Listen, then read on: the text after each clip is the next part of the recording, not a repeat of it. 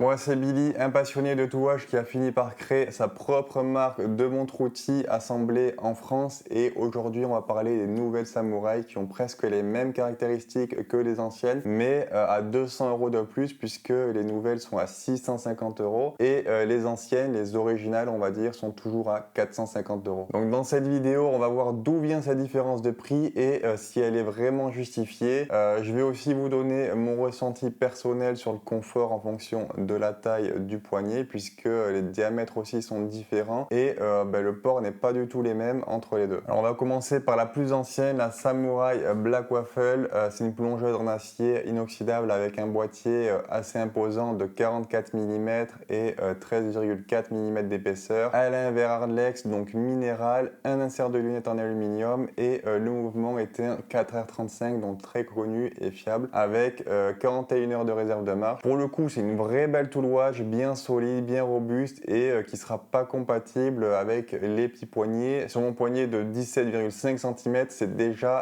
assez limite. Après voilà, ça c'est aussi une histoire de goût. Certains, ils aiment avoir une montre assez grosse au poignet. Donc voilà, ça dépend des gens, mais moi je trouve qu'elle est un peu trop grosse pour mon poignet. Maintenant, qu'est-ce qui change sur les nouvelles Samouraï pour qu'on ait 200 euros d'écart entre les deux? Rien, on retrouve exactement les mêmes matières, donc un verre Hardlex, un insert en aluminium, un boîtier et bracelet inox, le même mouvement qu'à 4R35, la même étanchéité. Quand on regarde les fiches techniques, on ne regarde pas les dimensions, en fait c'est exactement la même chose. Bon, en vrai on a des petites différences, donc voilà, comme j'ai dit, le diamètre fait 2 mm de moins, donc on est à 41,7 mm. Ça la rend beaucoup plus accessible entre guillemets, puisque elle sera compatible avec plus de poignées. Par contre, la longueur corne à corne, elle est 1 mm plus grande.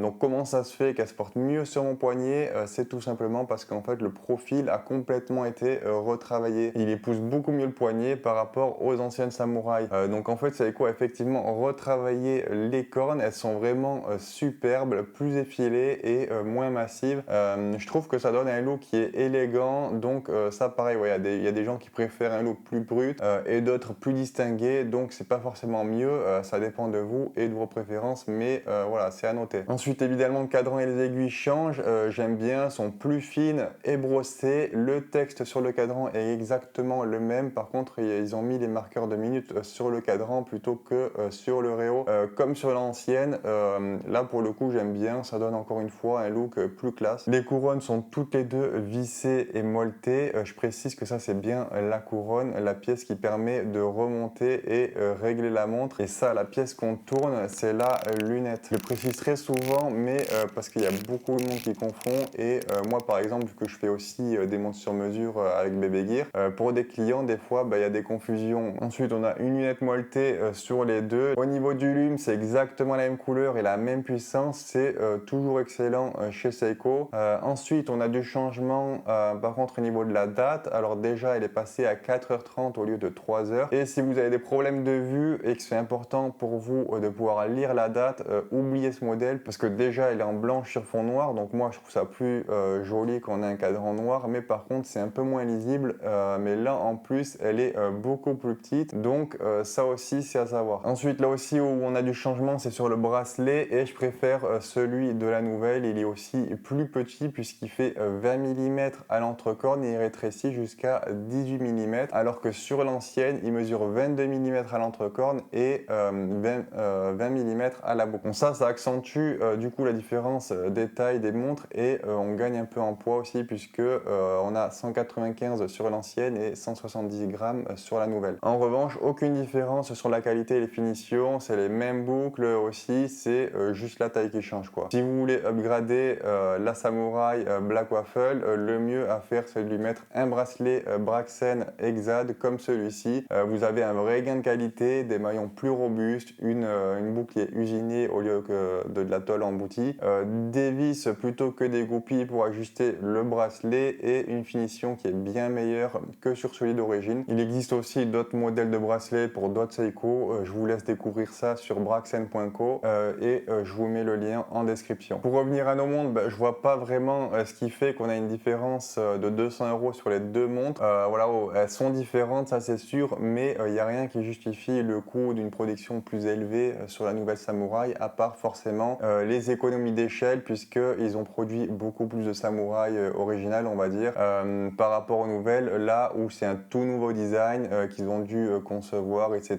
D'ailleurs, c'est même pas vraiment une samouraï, puisque certains l'appellent la Shogu Rai, puisqu'elle fait penser à un mix entre la Shogun et une samouraï, et je suis assez d'accord avec ça. Pour moi, ça va jouer sur vos préférences et la taille de votre poignet. Si vous préférez un look plus moderne et que vous n'avez pas un gros poignet, je vous conseille la SRPL 13 qui est quand même plus élégante. Moi, j'ai beaucoup porté la première samouraï, mais je dois avouer que la nouvelle est plus confortable et me va mieux quand même. Par contre, esthétiquement, voilà, j'ai pas un gros coup de cœur. Faudrait qu'ils sortent peut-être des modèles plus originaux comme ils ont fait avec les anciennes samouraïs. Mais si vous voulez quelque chose de plus imposant, plus brut, je vous conseille la SRPF 03 avec le bracelet Braxen qui va largement améliorer l'aspect global de la montre. Vous restez bien en dessous du prix de la SRPL 13 et le bracelet, ça y fait tellement sur la perception et le caractère de la montre que voilà, vous aurez vraiment l'impression d'avoir un modèle plus haut de gamme juste en changeant le bracelet. Quoi qu'il arrive, les deux sont des super montres. En général, vous pouvez arriver à les trouver moins cher que 650 et 450 euros comme je vous ai dit, puisque ça c'est les prix officiels, mais c'est toujours possible de les trouver en dessous de ça. Les finitions sont impeccables comme d'habitude chez Seiko à n'importe quel prix, et la seule chose qui pêche un peu à chaque fois, c'est le bracelet, mais voilà, je vous ai donné la solution Braxen. Évidemment, pour ces modèles, on a plein d'autres coloris. Là, je voulais prendre des modèles les plus simples pour les comparer, donc voilà, noir basique. Mais sinon, Seiko a sorti plein de modèles vraiment beaux. Il y en a des super colorés. Il y a vraiment de tout. Merci à David et Philly qui m'ont prêté ces deux montres. Si vous cherchez une vraie tool watch assemblée en France, vous pouvez aussi aller voir la boutique Bébé Gear, et on se retrouve très vite pour une nouvelle découverte horlogère.